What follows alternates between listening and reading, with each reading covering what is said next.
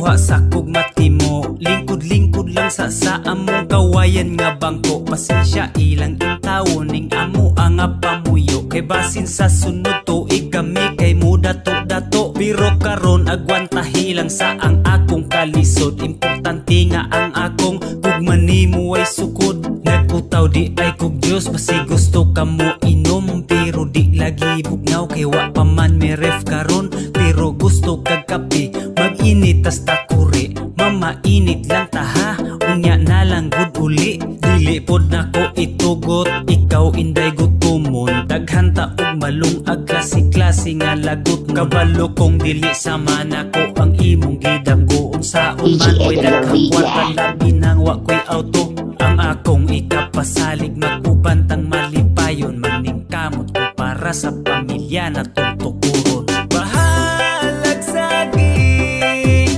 basta kay labi. Bahalag buwan basta gituman ang saan.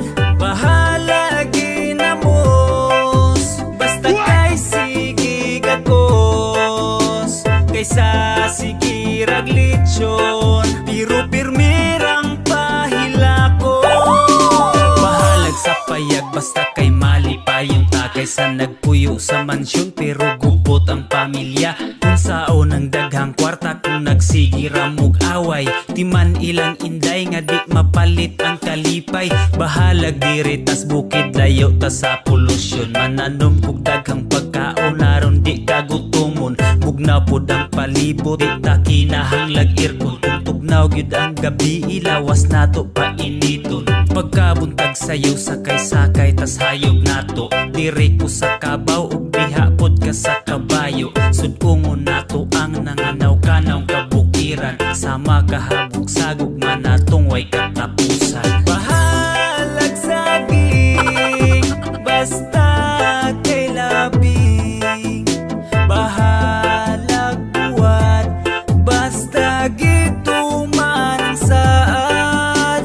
Bahalag ginamos basta kay sige gagos. Kaysa sige raglitsyon pero pirmirang pahilako.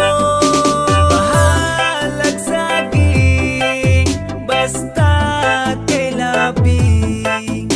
Bahalag buwan basta gituman ang saan.